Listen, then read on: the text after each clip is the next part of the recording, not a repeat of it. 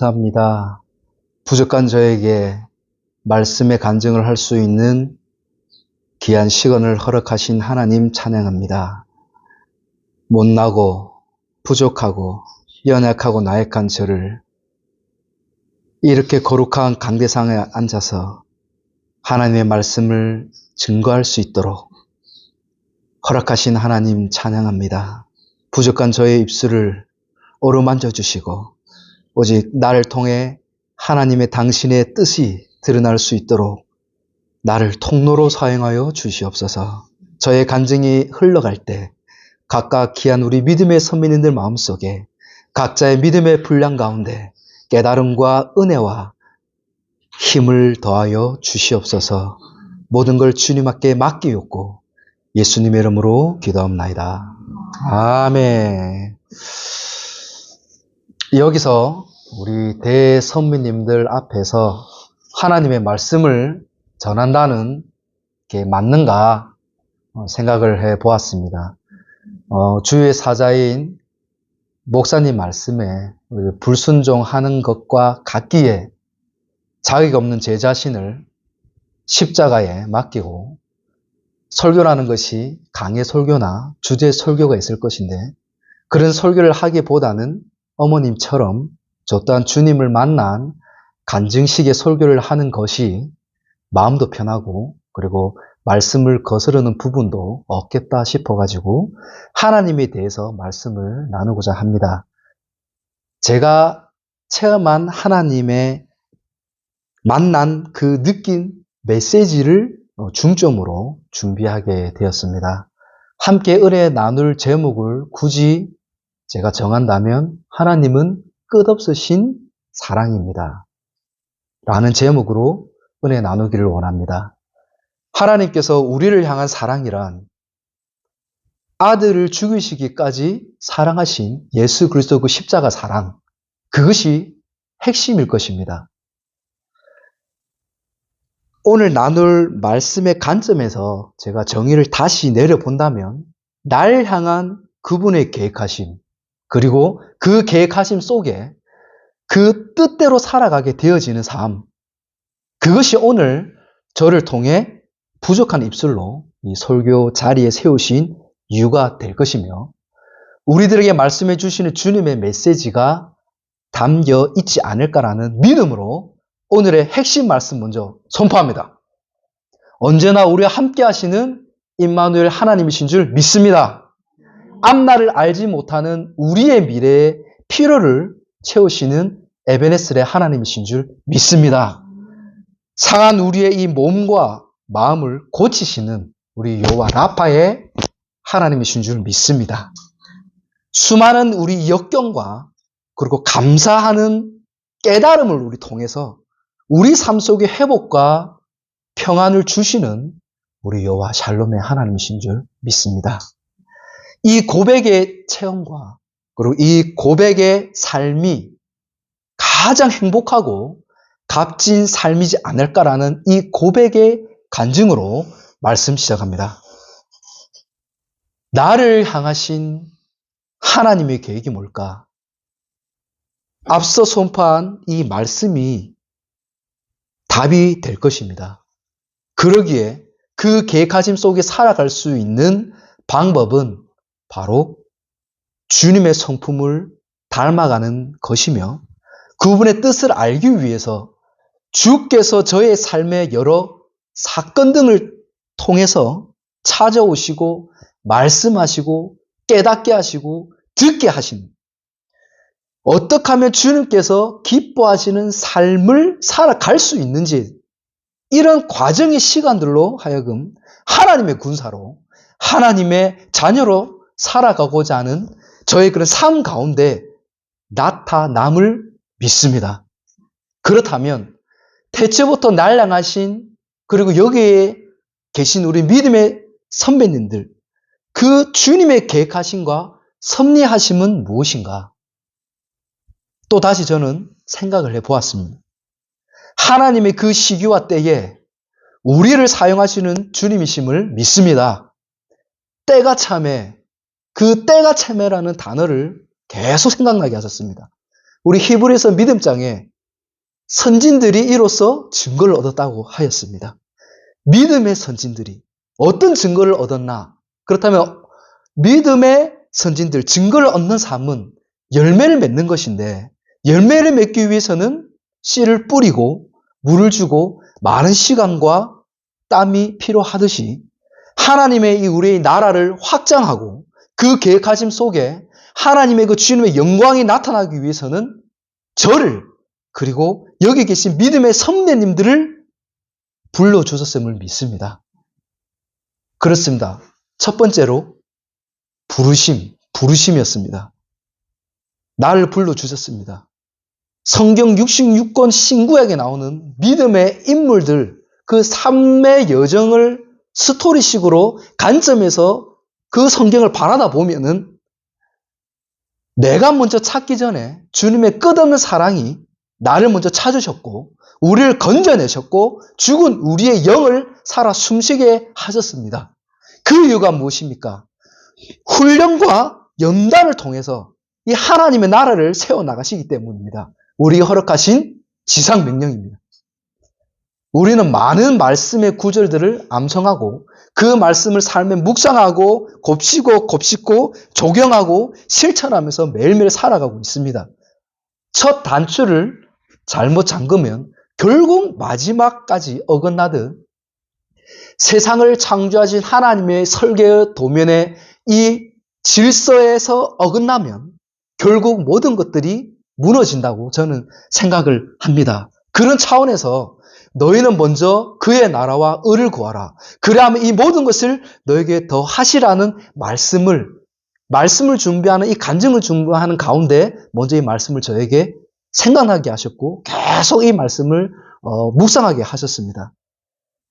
아무리 많은 것을 가졌다 하더라도 우리가 그의 나라와 의를 구하는 것이 우선순위가 되지 않는다면 아무리 큰 교회당, 아무리 수많은 무리들을 줄지어서 교회를 섬기고 나아간다 할지라도 그것이 겉핥기식이라면 분명 하나님이 기뻐하시는 예배가 아닐 것이고 하나님께서 원하신 그 계획대로 살아가지지 않을 것입니다. 결국 하나님께서는 이 시대에 필요한 참된 예배자를 찾고 계실 것인데 여기에 모인 우리 귀한 믿음의 선님들이 이 시대에 하나님이 지금 찾고 계시는 믿음의 사람임을 저는 믿습니다. 저는 여기 계신 산자의 종, 십자가의 도를 배우며 십자가의 심장을 가지신 우리 믿음의 선배님들이 그 한 사람인 줄 믿습니다. 그 신앙의 모습을 통해 다음 세대인 요수아과 갈렙처럼 저는 하나님 은혜 보좌 앞으로 나갈 수 있는 은혜를 얻었습니다. 감사합니다. 겨우 저는 5살 때 어머님의 말씀을 어기고 이제 기찻길로 놀러 갑니다. 결국 기차 사고를 통해서 인생의 획을 긋게 되어집니다. 어릴 적 기차 사고로 목숨을 잃어버릴 줄 알았습니다. 같이 놀러 갔던 친구는 그 자리에서 즉시 사망했고 저 또한 그런 줄 알았던 심각한 상황이었습니다. 그러나 태초 전부터 나를 향하신 하나님의 사랑은 엄청난 아픔의 사건을 통해서 주께서 오히려 저의 아버지에게 찾아가셨습니다. 주님을 만나는 계기가 되었고 저는 주님만을 의지할 수밖에 없는 간증 있는 삶을 허락하셨습니다. 저의 잘못으로 되어진 사항일지라도 주님은 지금까지도 저를 향한 사랑과 계획하심 속에서 빚어주고 계십니다. 기차 바람에 날아가 도랑에 떨어지면서 제 팔과 비장과 췌장은 다 파열되고 쪼개졌습니다. 저를 주님께서는 그런 저를 수렁에서 끌어올려 주셨습니다. 저는 면역력이 약해서 모든 계절마다 오는 잦은 병들은 늘 걸렸습니다. 어릴 적 흉터로 인해서 부끄러운 일들도 많았습니다. 그러나 수련회를 통해서 주님께서 분명한 음성과 환상을 저에게 말씀하셨습니다. 우리 여기 선배님들도 하나님을 인격적으로 만난 체험들이 많을 것입니다. 동일합니다. 지금도 저는 생생해요. 우리 시연이도 앞으로 신앙생활을 하면서 살아가면서 많은 깨달음과 하나님을 더 인격적으로 만나는 체험이 있을 줄 믿습니다. 주님과 나만의 그런 관계에서 끊을 수 없는 확실한 믿음의 중표였습니다. 골고다의 길을 걸어가신 예수 그리스도 가진 물과 피를 쏟으시며 그 못난 자국, 옆구리의 자국이 저의 흉터와 똑같았습니다. 보여주고 싶었지만 보여주고 싶지 않게 보이진 않겠습니다. 그 뚫린 모습을 보시며 저에게 이런 말씀을 하셨습니다. 사랑하는 이노야, 왜 너에게 이런 아픔을 줬는지 아느냐? 누구보다도 예수 그리스도의 십자가의 사랑을 깊이 알기 위해서이며 그 사랑을 누구보다도 너에게 주고 싶었기 때문이란다. 영으로 충만하게 임재하셨습니다. 그리고 말씀하셨습니다. 믿음, 소망, 사랑. 이 세 가지에 있을 것인데 그 중에 제일은 사랑이다. 너에게 사랑의 은사를 주노라. 저는 눈물을 흘리며 그날 방언이 쳐졌어요. 끝없이 회개와 감사 기도를 하게 되었습니다. 지금 제가 좀 눈물이 나려고 하는 거는 이때 당시의 뜨거움이 좀 식었기 때문에 좀 그런 은혜가 갈급하기 때문에 좀 나는 것 같아요. 절제를 하고 있습니다. 그때 예수 사랑하시는 찬송가를 부르게 되어졌는데 한 수백 번을 불렀어요. 수십 번을 불렀어요. 지루하지가 않더라고요. 말씀에 뿌리를 둔 찬양은 능력이 된다는 걸 그때 체험했습니다. 내가 만날 하나님을 믿고 찬양을 부르니 끝없는 찬양의 영적 세계를 보여주셨습니다. 저는 그 영적 지경이 넓어진다는 것을 하나님께서는 찬양을 통해서 체험케 했습니다. 은혜가 충만하니까 더 이상 제 몸이 부끄럽지 않았습니다. 그저 그리스도의 증표, 영광의 상처, 오히려 감격스러웠고 제 흉터와 여러 약함이 세상의 눈에서 하나님의 세계의 눈으로 바뀌게 되었습니다. 삶 가운데도 그 변화된 내면의 이 모습이 이제 현실로 드러났습니다. 목욕탕을 가도 어릴 적 좀 부끄럽지 않았어요. 수련회에 갔는데 하필 전도사님이 기억이 나요. 나 그때 너무 힘들었는데 우리 초등학교 3학년 남자친구들만 다 나오세요. 그리고 앞에 서세요. 그리고 보디빌더처럼 위통을 다 까엎고 누가 몸이 좋은지 한번 취해보세요. 왜 수련회에서 그런 거를 시켰는지 모르겠는데 제가 초등학교 때 수련회를 가가지고 왜 초등학교 때도 이쁜 누나가 있잖아요. 그러면은 거기 제 친구도 그렇고 선배도 그렇고 그때 경미 누나라고 기억이 나는데 너무 이쁘고 착했어요. 다 좋아했어요. 물론 어리니까 이성적으로 좋아하지는 않았겠지만 아, 저 누나 너무 이쁘고 좋다. 잘 보고 싶은 마음이 있을 거 아니에요. 위통을 벗으라 하는 거죠.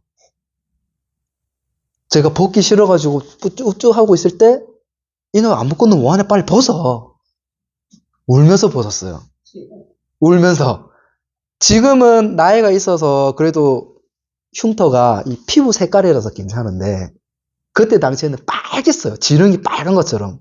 요만큼 찢은 게 아니고 거의 뭐 목부터 이 배꼽 밑에까지니까 이렇게 돼 있고 옆에 쫙쫙쫙 이 흉터도 구멍 뚫린 거 빡 있지. 그러니까 어릴 적 너무 부끄러운 거예요, 그게. 그래갖고 벗고 이렇게 울면서 하는데도 말리지 않았던 기억이 있어요. 그래서 저는 끝나고 나서 뛰쳐나가서 어디 산 저 구석에 숨어가지고 밤이었는데 계속 울었던 기억이 있습니다. 이 얘기가 갑자기 좀 샜는데 다시 돌아와가지고 하나님을 만나니 은혜가 충만하니 예수 그리스도의 중표가 되어졌더니 부끄럽지 않았다라는 얘기였습니다. 그렇게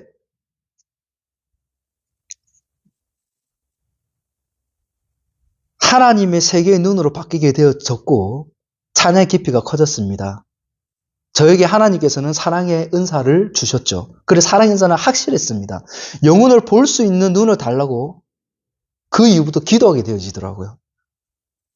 죽어가는 영혼을 볼 때 눈물이 났고 가족만큼 동일하게 아파하는 제 자신을 그때 보게 되어졌어요.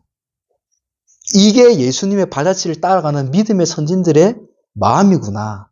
그러나 그 믿음은 저는 계속 유지되지 않았습니다. 한 번 받은 은혜는 떠나지 않는다고 하지만 그 받은 은혜를 유지하는 것이 너무나도 저는 어려웠습니다. 마치 예수님께서 기름 짜는 틀처럼 땀방울이 핏방울이 되면서까지 겟세마네 기도할 때 한시도 깨지 못한 제자들처럼 말입니다. 그 약함이 하나님께 주신 저의 은사, 그 달란트를 덮기도 했습니다.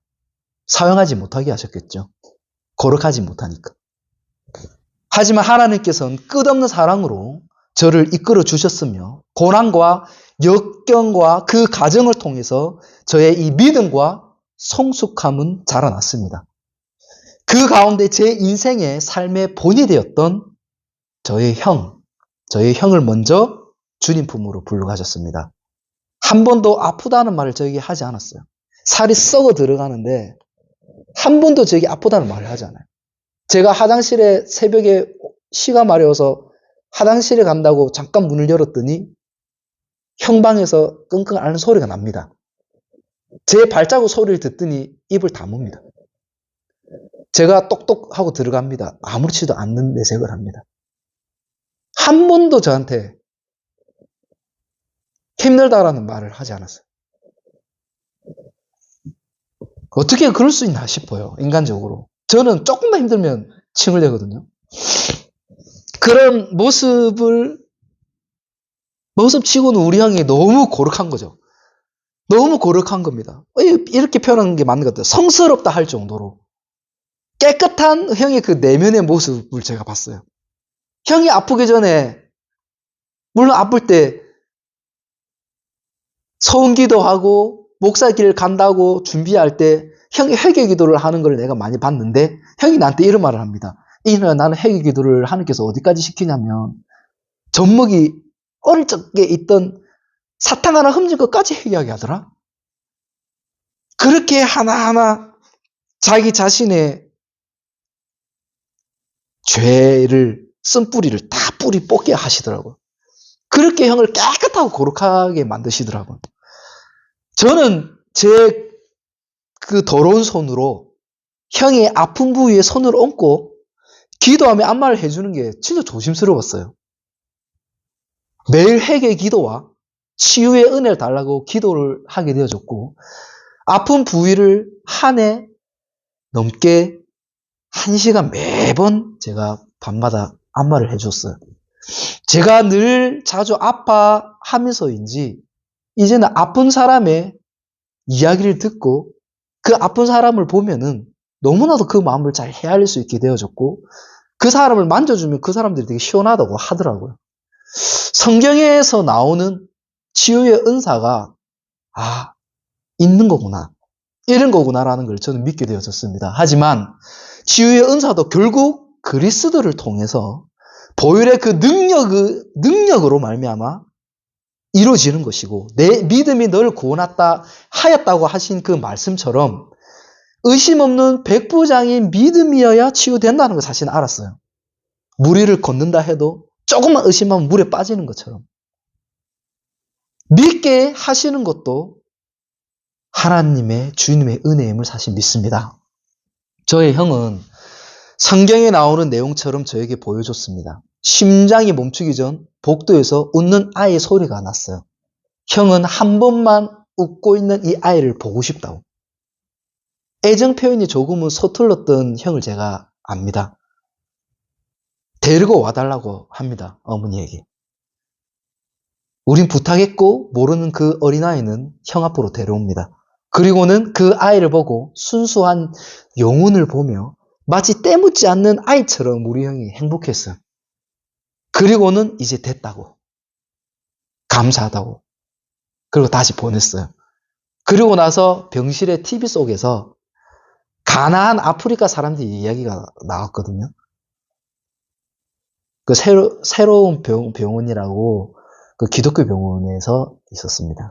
형이 이렇게 고백합니다. 어머니, 민호야.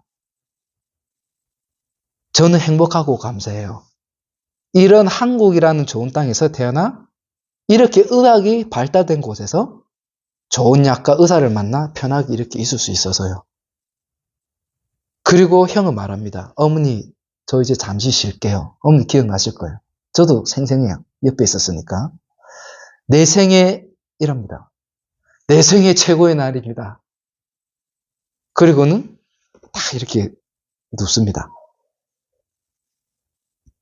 형은 눈을 감았고 걱정 근심 없는 환희로 가득 찬 얼굴이었습니다. 그리고는 심장박동수가 100에서 갑자기 뚝뚝뚝 떨어지면서 편안하게 하나님 품으로 돌아갑니다. 하나님께서는 형을 통해 성경의 말씀은 살아 역사하시고 그 말씀대로 된다는 것을 형의 죽음을 통해 저는 한 번 더 저에게 체험케 하셨습니다. 예수님께서 산상순석일 때 어린아이들 앞에서 어린아이들이 그 앞에서 뛰어놀죠. 많은 무리들이 아이들에게 혼을 냅니다. 메시아께서 복음을 전하는데 어디 떠드냐. 예수님께서 알다시피 뭐라고 하십니까? 가만히 내버려 두어라. 너희들이 이런 어린아이들처럼 순수하지 않으면 그 누구도 천국에 들어갈 수 없다. 물론 이 말씀을 여러 각도로 재해석 가능하겠지만 저는 어머님의 가르침과 형의 그 순교를 통해서 저는 확신했습니다. 내가 비록 강하지 못하고 좀 부족하고 나약해 보일지라도 순지성과 이 천지성은 절대 잃어버리지 아니하리라. 세상의 것, 그 이상, 그 이성, 돈, 명예, 그 어떤 것, 그것을 그 머리 위에 순지성과 천지성을, 순수성을 두개 놓으라고. 바보로 만드시더라고요. 저를. 계산을 하지 못하게 만드시더라고요. 하나님께서는 때가 참에 당신의 그 계획하심과 뜻대로 사랑하는 형을 그렇게 하늘 초소를 보내셨습니다. 하나님의 이거는 주권입니다. 세상의 가치로 계산되어지지 않는 하나님의 주권 속에 형을 부르셨습니다. 저는 어머니와 아버지의 삶을 통해서 부유한 삶은 아니었지만 누구보다도 내적 부유함으로 살아왔습니다. 몸만 불평한 적 없습니다. 주위의 친구들에게, 주위의 사람들에게 우리 집은 왜 이래? 우리 집은 가난해. 나는 그렇게 얘기한 적이 진짜 없는 것 같아요. 부모님을 존경했고 형을 믿음의 선배로 지금도 제 가슴 속에 자리 잡고 있습니다. 인생은 고난의 연속이라고 했나요? 그리고 저에게 또다시 연단을 허락하십니다. 부모님 두 분 다 암으로 죽을 수 있다는 진단을 받습니다. 조직의 일부를 떼어내가지고 세포를 확인하니 두 분 다 육각의 모양으로 양성암으로 진단을 받습니다. 참 부부는 닮는다고 했나요? 그런 것까지 우리 두 분이 사이좋게 부산 백병원에 입원하셨습니다. 층수는 제가 기억이 안 나요. 6층인가 4층인가. 하지만 사이좋게 두 분 다 입원하셨습니다. 그것도 암으로. 기억이 납니다. 의사 선생님께서 저에게 혹시 가족 중에 다른 어른분이 없니? 제가 사인한다고 했습니다. 두 분 다 제가 쓰게 되어집니다. 의사 선생님이 이런 위로를 합니다. 부모님들께서 연세가 있어서 수술하면 피를 많이 흘려서 위험할 수 있는데 긍정적인 너희 부모님을 보면 기적이 있지 않을까? 라는 그런 마음이 나도 이상하게 신기하게 드네? 그러면서 제가 사인을 했어요. 그리스도께서 성김의 본을 우리에게 보이셨던 것처럼 뱃속에 복수가 농구공만큼 차 있었던 우리 어머님, 늘 밝게 성경을 읽는 모습을 통해 주의 병동 사람들과 의사 선생님 마저 하나님이 살아 계신가라는 그런 선한 영향력을 어느 장소에서든 어머니 감정, 어머니 상태, 어머니 환경 상관없이 그들에게 우리 가정에게 신앙의 모습을 늘 끼치셨습니다. 부정적인 언어, 부정적인 이 말씀을 제가 살면서 정말 어머니 입에서 들어본 적이 없어요. 지금도 마찬가지입니다. 지금도. 진정한 교육입니다. 부모로서 자녀에게 보여줄 수 있는 가장 값진 모습이 아닐까. 저는 아내와 우리 라엘이, 우리 아이니에게 반도 못 따라가고 있습니다. 그 모습이 제 삶에 부끄럽기도 하고 어머님의 주신 그 믿음의 유산이 제 삶의 최고의 신앙의 가르침이지 않나 생각해 봅니다. 하지만 깊이 들여다보면 제가 힘들 때 어디서든 저 또한 그렇게 하고 있는 제 자신을 보게 됩니다. 신앙으로 생각하니 어머니처럼 그렇게 제가 내면에서 하고 있는 모습을 발견하게 되어집니다. 부유한 삶은 살지 않았다 하더라도 제 삶의 최고의 이것이 유산이라는 것을 믿습니다. 그 무엇으로 살 수 없는 유산, 이 믿음의 유산을 저에게 남겨주셨습니다. 다시 돌아와 그날 책임지지 않았다는 사인을 하고 집으로 돌아갈 때 저는 펑펑 울었습니다. 그리고 하나님을 원망하기도 했습니다. 아니 원망했어요. 저는. 정말 살아계신다면 이건 아니지 않나. 부모님 다 죽는다 하고 형 그러고 저만 몸 안 좋고 가진 것 없고 힘들고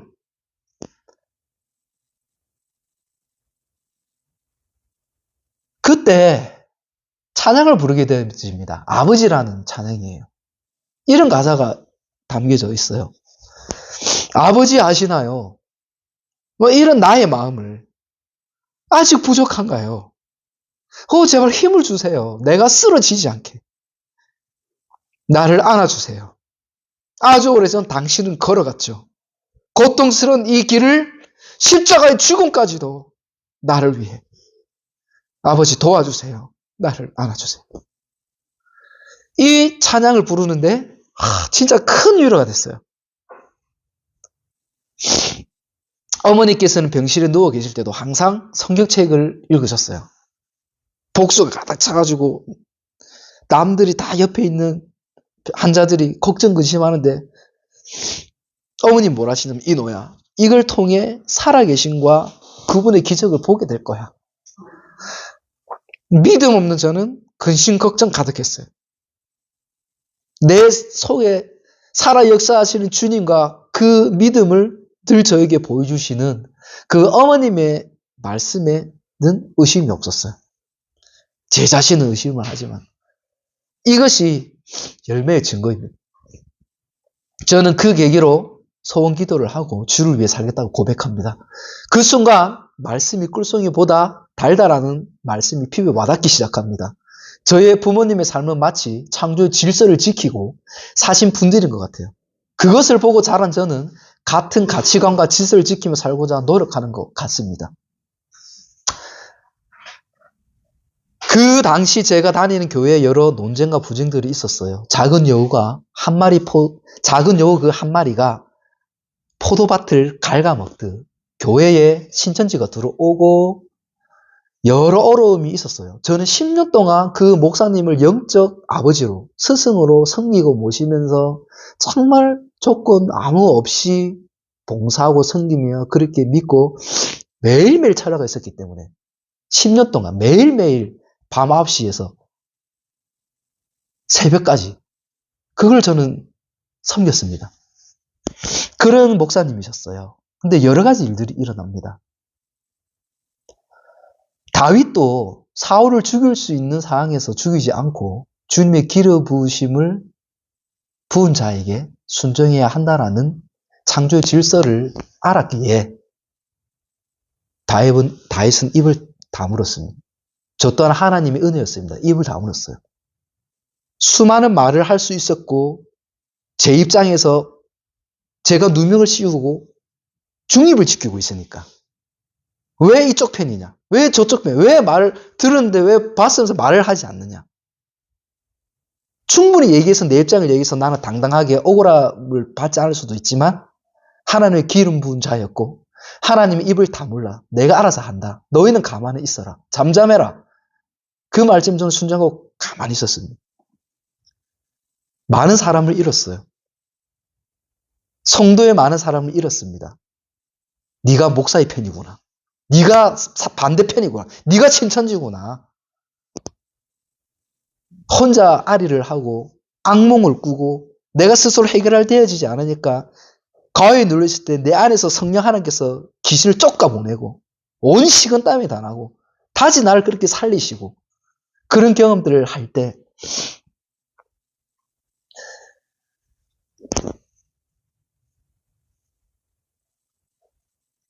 그렇게 혼자 힘들어하는 그때 하나님께서는 여전히 저에게 끝없는 사랑을 보여주셨습니다.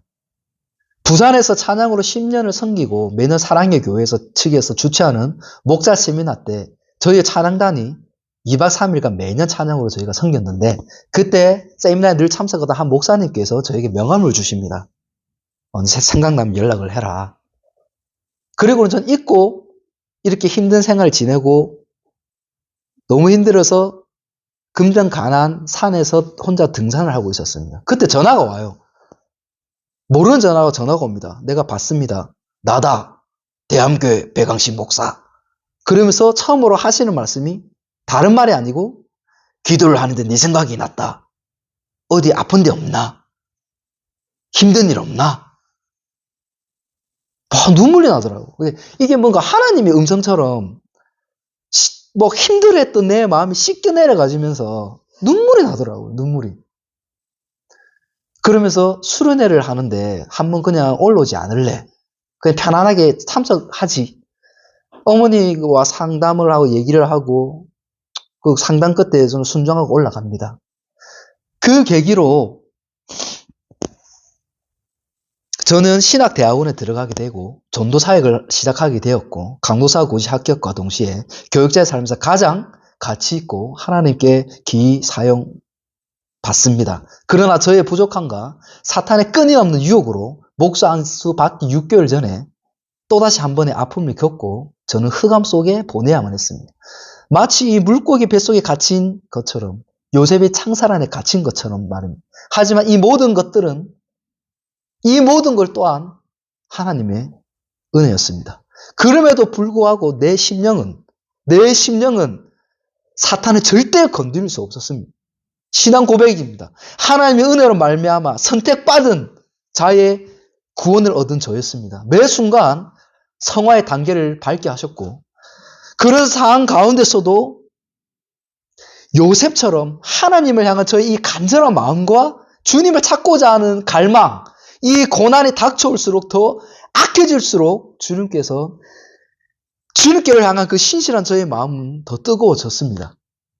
아, 고난이 축복이구나. 고난이 축복이 이런 거구나. 나약한 인간이기에 여러 방법으로 더욱 주님을 찾고 태초전부터 나에게 계획하신 그분의 뜻이 이루어지도록 나를 훈련시키는구나. 아무리 자기 길을 계획할지라도 그 걸음을 인도하신 분은 결국 여호와 하나님이시구나. 연단을 밟아가는 사건들을 통해 제 입으로 고백하게 됩니다. 결국 저를 향하는 계획하심은 절대 포기하지 않으신다는 걸 압니다. 결국은 끝없는 사랑이었습니다. 그 누구도 그리스도 사랑에서 끊을 수 없다라는 이 말씀. 나에게 중표를 주신 주님께서 저를 절대 포기하시지 않으시는 신실하신 주님이심을 고백하지 않을 수 없습니다. 여기 앉아있는 에제르, 저의 돕는 배필 시연이가 있습니다. 아마 제가 나눈 이 말씀 내용들이 실제적으로 박인호라는 사람에게 있었던 사건인 것을 시연은 피부로 느끼고 있을 거라고 생각합니다. 물론 제 아내에게 그 정도의 신실한 신앙의 모습을 제가 보여주지 못하지만 결국 혈과 육의 싸움이 아니라 이 사탄에게 화가 날 뿐인 거예요. 저는 마음이 아프고 이 또한 주님께서 분명 저를 통해 우리 시연이에게 그리고 저에게 연단을 통한 하나님의 큰 섭리가 있음을 저는 믿습니다. 믿음이 크고 자금이 있어 그 누가 한 자를 더할 수 있겠습니까? 하지만 저희 삶 속에 확실한 것은 믿음의 어머니가 계셨습니다. 끝없는 하나님의 사랑이 나를 지금도 숨쉬게 하고 있다는 사실입니다. 저는 여전히 부족하고 어리석고 야약합니다. 준비된 자가 길을 얻는다 하지만 저는 모든 부분에서 준비된 실력도 능력도 건강도 약합니다. 하지만 이것만은 의심치 않습니다. 그럼에도 불구하고 보잘것없는 저를 하나님께서는 여전히 사랑하신다는 거예요. 당신의 그 거룩하신 뜻대로 살아갈 수 있게 저를 항상 돕고 계심을 믿습니다. 이 땅의 삶은 고난의 영속이고 어둠이 지배하는 불완전한 곳이지만 영원한 천국을 소망하고 살아가는 저는 두렵지 않습니다. 그러기에 더 이상의 죽음이 저는 두렵지 않습니다. 현재 주어진 이 삶이 있기에 저는 주님께 불쌍히 여김을 받을 수밖에 없는 존재예요. 현실의 눈으로 볼 때 저는 항상 하나님께 죄송합니다. 어머니께 죄송하고 목사님께 죄송하고 강무사님께 죄송하고 전도사님께 지사님께 죄송합니다.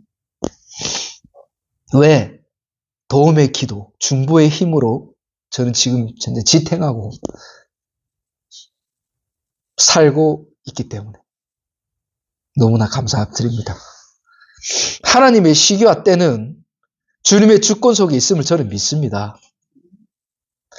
간절한 기도의 모습을 통해 태양이 멈추고 시간을 앞당길 수 있다 하지만 저에겐 성경에 나오는 인물처럼 그렇게 살고 있지 못합니다. 니느웨로 가야 하는 길을 저는 하나님의 얼굴을 피해 다시스를 향해 스스로 요나의 물고기 뱃속에 들어갔는지 모르겠습니다.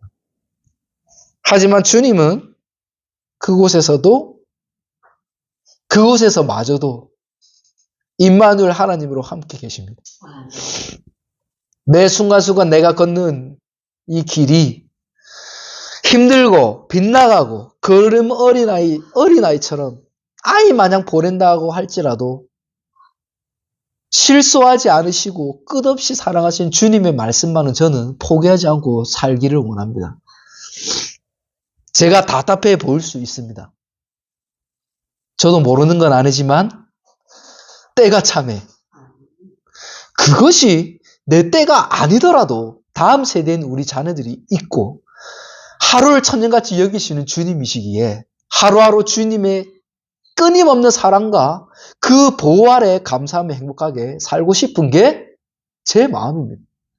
사랑하는 믿음의 선배님들, 우리 삶이 어떤 삶을 살아가더라도 내 주님 살아계시기에 결국 그날에 우리는 주와 함께 설 것입니다. 초서를 예배하신 하나님께서 말씀하셨습니다. 내 입을 넓게 열라. 내가 채우리라. 이곳이 마치 초대교회 오순절에 역사가 일어났던 저는 솔직히 그 현장이 온 것 같아요. 올 때마다 느낍니다. 초대교회 역사 같은 현장, 살아있는 예배. 먼저 그의 나라 의를 구하라. 그 교회가 이곳입니다. 2000년의 역사가 똑같이 이 시간 이곳에서 이 거제도를 향한 하나님의 뜻이 이루어질 줄 믿습니다. 남들이 가지 않는 이 길, 남들이 보지 못하는 영적 세계, 하나님의 뜻을 알고 듣고 그 길을 여지없이 강하고 담대하게 나아가시는 우리 귀한 목사님, 그리고 우리 귀한 동역자님들을 존경합니다. 다시금 주님의 이름으로 축복합니다. 부족한 입술로 이 말씀을 나누게 허락하신 하나님 앞에 모든 영광을 올려드립니다. 할렐루야. 마치겠습니다.